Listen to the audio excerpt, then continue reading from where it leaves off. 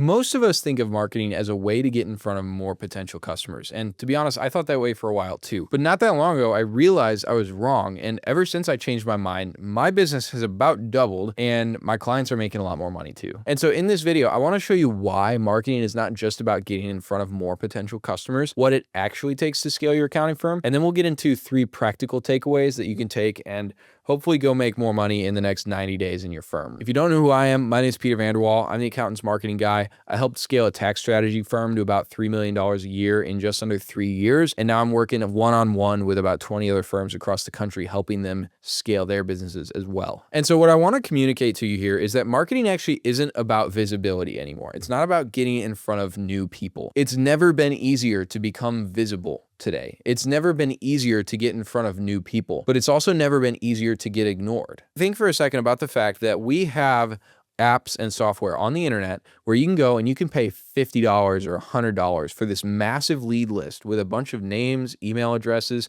phone numbers. It's become so democratized that it's actually meaningless. Everybody gets 100 emails a day that they don't even know what to do with. I get more than that. I get I get probably a dozen a day that are like cold emails that actually land in my primary tab that are just worthless to me. I don't care. These people are technically getting visible. They're getting in front of me, who's a new person who's now aware that they exist, but I'm also aware that I hate them or I don't like them or I don't care about what they're saying. And so the goal of marketing today cannot be to just simply get in front of new people. It has to be to build trust and build a relationship that creates a positive impression of your brand in their mind. I'm going to talk about how to do this because I know that sounds trite. That sounds like, of course, Peter, duh, obviously. I wanted to get this foundational understanding out of the way first, that marketing isn't about just getting in front of new people, okay? So marketing's real job then, the real job of a marketing campaign is, we call it middle of funnel, but just that trust building process, that relationship building process, where somebody comes into your ecosystem and through some means or method that we'll talk about in a minute here, they'll start to build an association in their mind between you and the thing that they want. And when they build this association, the stronger that association is, the more likely they are to buy. Essentially, what we need to do with our marketing then is we need to give prospects a way to easily vet us before asking for the sale, okay? So instead of getting in front of them and immediately asking them to buy, we're giving them a way where they can look us up, they can consume content from us on their own pace, they can read about us on their own pace, they can just look at our brand image, they can see the things that we're putting out at their own pace on their own time when they want to. And that way, when they come to a point where it's time to make a buying decision, it feels like it's their own idea to say yes to that, rather than they're being like pressured into it, or you kind of force them into a corner with your sick objection handling skills. And this is where most accounting firms have a really hard time, because what little online presence they have is not that impressive or not that enticing. It's not that sexy. And this doesn't mean, by the way, to go like hop on every trend and try to get the coolest looking website. It just means we need to communicate our value better. That's all this really means. So your website, for example, you're trying to build legitimacy by saying, we're former Big Four, right? We used to work at Deloitte or EY or one of these big companies. And so we can apply their processes to your business. I don't know. That's kind of cool. Maybe. A lot of people aren't going to care about that. You might say we have a combined 250 years of experience. And by the way, that's between our 3 partners who each have 80 years of experience because they're a million years old.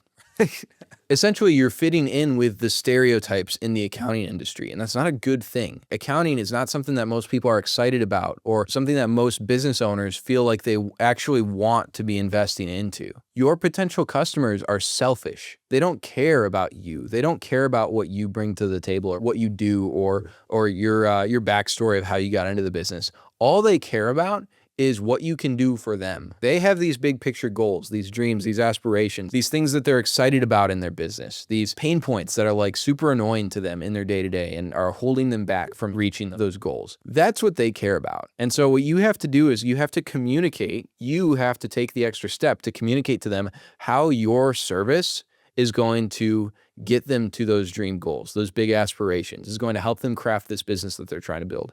And you can't just assume, by the way, what success looks like for them, because success for you as an accounting firm owner in your business is very different more than likely, unless you're doing accounting for accounting firm owners, which I don't see that being a profitable niche. But what you have envisioned in your mind as success, quote unquote, is very different from what your ideal customer probably has envisioned in their mind as success. Case in point, a big topic in the accounting industry right now is private equity activity, right? Private equity is buying up accounting firms, at least that's what people say. And so a lot of accounting firm owners are thinking along the lines of, okay, how do I build a sellable accounting firm? How do I get up to, a couple $1,000,000 a year in profit so I can sell and I can get that big, 3, 4, 5x multiple on my EBITDA? But if your ideal client is, let's say, a consultant, right? Nobody buys consulting firms. Private equity isn't interested in that because the majority of customers at a consulting firm are there for the owner and their expertise, right? In some way, shape, or form, or at least the brand that the owner has created at the very least. And so really the game with a consulting business is make as much money as humanly possible while you can, put that cash flow into other businesses or other investments or whatever is going to be the long-term thing that's going to build equity. Now you understand that as an accounting firm owner, but your ideal client, the consulting business owner, may or may not understand that. What we can say conclusively is they're not thinking about how to sell this business or how to build a sellable business. And so that's not a talking point that you need to use with this niche or this demographic. So what's really important here is to get inside your ideal customer's mind. And if we're going to get inside their mind and we're going to be able to identify like the things that they're actually thinking about, the things they actually want out of their business, then we have to pick an ideal customer. And this is where picking a niche actually becomes super important. Now, does your niche have to be residential moving companies or real estate investors or marketing agencies or some specific like industry of business? No, not necessarily, although that can be really helpful. Your niche is actually that internal conversation. For example, there are a bunch of industries where business owners are trying to build a sellable business, where that's something that's on their mind. Maybe they're actively trying to sell their business in the next 3 to 5 years. Maybe they're just thinking along those lines down the road. And so if you're speaking to that desire, and I can help you with that, and here's how, then you have a really valuable offer for that person. There's a bunch of different industries. They're all a little bit different. There's a Venn diagram with manufacturing and accounting firms and home service businesses and construction, right? Any other industry where there's potential to sell the business. What's the center of the Venn diagram there? And this is really, really important to identify. So once you've identified this, then you can craft an overall brand message, which is just very simply, it's just what are we communicating and how are we communicating it, right? What are the talking points we're using in our marketing? What are the dreams and aspirations that we're speaking to that we're assuming our ideal customer holds? And that will determine almost entirely by itself, that will determine what type of customers you get in front of. So all that to say, the primary purpose of marketing your business is not simply to just get in front of more people and ask them to buy. It's to build trust, build a relationship, and give people a way to vet your business and decide if this is what they're looking for or not. By the way, if you want someone who's done this before for firms just like yours to come step into your business and just build all this out for you, that's exactly what my team and I do. So we step into your firm as your chief marketing officer. We tell you exactly what strategies you need to implement, and then we go build those systems for you. And if that's something you're interested in, then click the first link in the description. You can get more info there. Anyways, and so 3 practical takeaways that you can take from this and apply into your own business and hopefully start making more money in the next 60 to 90 days.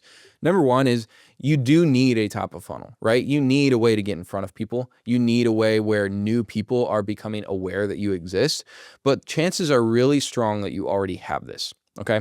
So most firms that are, somewhat successful and get referrals and have a little bit of word of mouth, they get traffic online, right? Simply because people are talking about you. People are referring their friends or their family to go work with you as well. And so most of the firms that I speak to who are, let's say doing 6 to maybe low 7 figures a year in revenue, they've already got traffic. Maybe it's on their website. Maybe they've got a few thousand social media followers. Let's assume, your website. Let's go to your website, and there's actually this tool you can use to check this called SimilarWeb. You can see how many visitors your website is getting. You should probably be able to see this on the back end analytics of your website too. But I'll use an example, right? There's a firm I talked to recently based out of California. They get like 1,500 visitors a month on their website, and the owner had no idea. He figured nobody really goes to the website because they only book like maybe 5, maybe 10 calls from it. They only get like 5 to 10 leads a month from their website. But I'm looking at this with him and I'm like, dude, you're getting like 1,500 visits a month and you're only getting 5 calls from that? That's a terrible conversion rate. That just simply means like the percentage of visitors who end up booking a call, right? The typical benchmark that we try to hit is like 2 to 4% conversion conversion rate. And so if you're hitting 2 to 4% on, let's say 1,500 views a month or 1,500 website visitors a month, then you're going to be booking like 30 to 60 calls. And so this business owner, he's getting 5 to 10 calls a month. He could immediately, at the very least, he could immediately triple, get 30 calls a month, and that would triple his new sales. Crazy, right? And the reason he's not already getting 30 to 60 calls is not because he's not getting in front of enough people. It's simply because people are seeing what he has to say on his website, and they're seeing, what he has to offer on his website, and they're like, this isn't really what I'm looking for. And they bounce. And so simply by better communicating his value on the website, he would start to book more calls. Now, is he? We'll see. This is an ongoing conversation, but the point remains. And so the solution, the practical takeaway here is I want you to go to your website, see what kind of traffic you're getting. And if you're getting more than a couple hundred hits a month, then you need to implement what I call an application funnel. We've got a separate video walking through exactly how this works. I'll pin it in the comments beneath this YouTube video so you can see like exactly what an application funnel needs to look like. But the way you can think of it is it's just an upgraded contact page.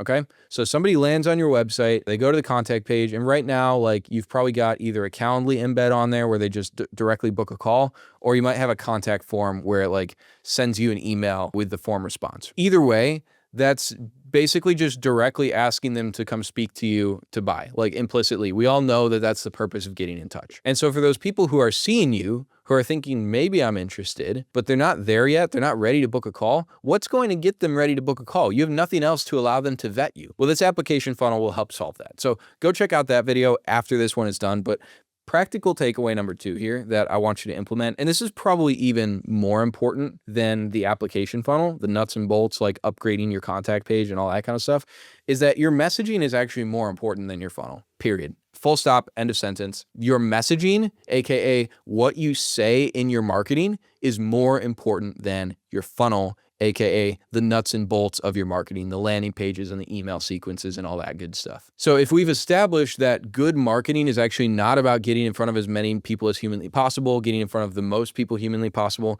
it's actually about precise language, describing what you do in a way that resonates, in a way that's interesting to your ideal customer, in a way that makes it seem like something that they actually need, a way that they can look at this as somebody who's completely uneducated, uninitiated, knows little to nothing about accounting. That's why they're coming to you. They can look at this as an uneducated buyer and they can say, this is actually going to solve the problem in my business that's been bothering me for forever. And so the first step to this is just to stop selling features, right? So most accounting firm websites, they focus on, maybe they've got a thing going through your packages, right? Maybe you've got that on your contact page. I know a lot of people do that. And so it shows, here's what's in our packages. And you get, monthly reporting, and you get call with your bookkeeper, or if you're tax offer, you get 3 calls throughout the year with your tax planner, and we'll put together a comprehensive tax plan to make sure you're maximizing all your deductions. That's all accounting jargon. That's something the uninitiated, uneducated person looks at and goes, I don't know what this means. I don't know exactly how this applies to me. They don't take action, right? Because it's not clear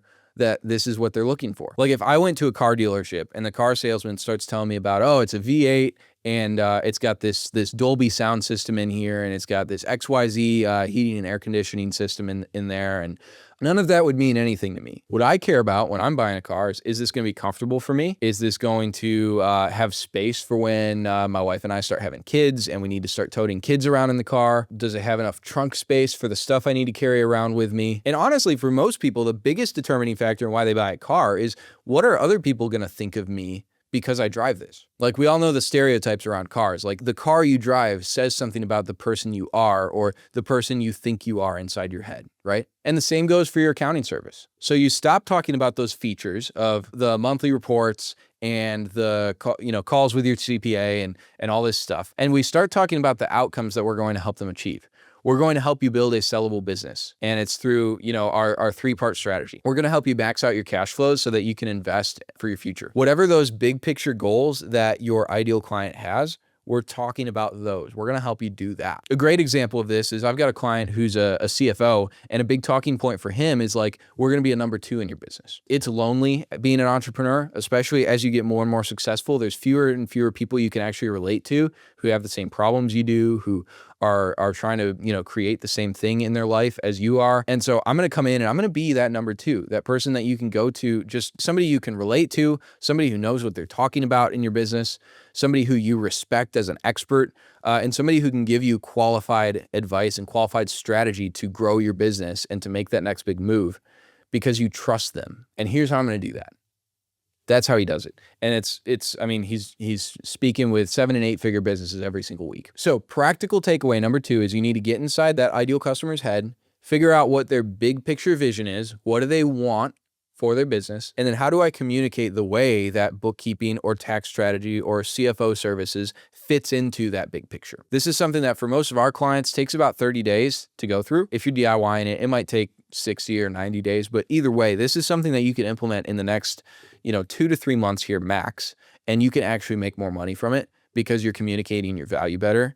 People see more clearly what your value is, and it's easier for them to say yes at the end of the day. And by the way, if you want the notes from this video to help you implement any of this, there's a link down in the description to get access. Takeaway number 3, and this is a fun fact. Not a lot of people know this. Not a lot of people recognize this. And I think if more people recognized it, more people would do this. Your customers who are already paying you money or already have paid you money, they cannot tell the difference between something that you provide to them specifically because they pay you money and something you provide to them simply because you provide it to everybody. The big example here is organic social media content. All right. So let's say you've got a YouTube channel or a podcast, some kind of long form content that you put out there, and your prospective clients are seeing this. They're watching a couple YouTube videos or they're listening to some podcasts and they're saying, oh man, this guy really knows what he's talking about. He really understands what I'm looking for and what I'm trying to do. I should probably get in touch with his firm and see if they can help me. Okay. So that's benefit 1 of content. Benefit 2 though is your customers who are already paying you money see this content. They get value from the content. It speaks to them and it helps them, even though you're already working together. And that creates a more positive impression, more favorable impression of you in their mind. And so they say, oh man, I'm getting so much value from Joe over at my CPA firm. I would never leave. None of the other CPAs or bookkeepers are as smart as the one I'm working with because they see that from your service, sure, but they also see it from your content. You're reinforcing the value after they've bought. Okay, that's the important thing here. I've got a client who has a podcast. He's in the real estate space. He does tax strategy for real estate investors. This podcast has probably put out 150, maybe 200 episodes at this point. And yes, he gets people booking calls and, coming to become clients of his firm and pay him money because of the podcast. So people find him through an ad or through his social media content. They see his podcast. They're interested, and so they listen to a couple podcasts, they see the value he gives, and then they go buy. By the way, the leads that we get coming through the podcast are like the highest quality leads. Like it's almost a guaranteed buy. But also a lot of his listeners are existing customers, people who have already paid him money. They're already enrolled in his service. They're having their tax strategy calls with their CPA. They're getting their books done by his team, all that good stuff. But they also listen to the podcast and they get value out of that. And so not only do we get the highest quality leads from the podcast, but also the people who listen to it who are existing customers are the most likely to re-sign up year after year.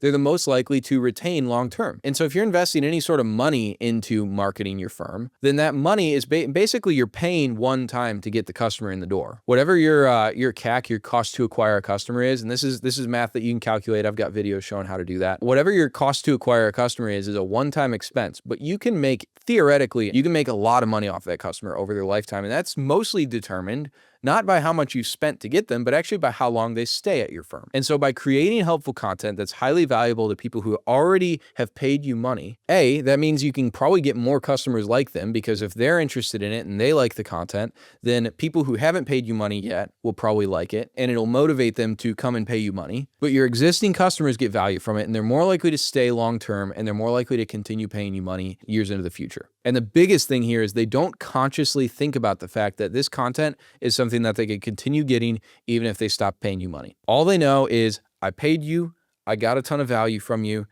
They don't separate it out in their heads. And so that's takeaway number 3, is to create some sort of valuable content that new prospective customers can use to vet you and get a sense for who you are and what kind of value you bring to the table. And B, your existing clients can use to get value from beyond the scope of your service and ideally stick around longer than they otherwise would. That's it for this video. I'll see you in the next one.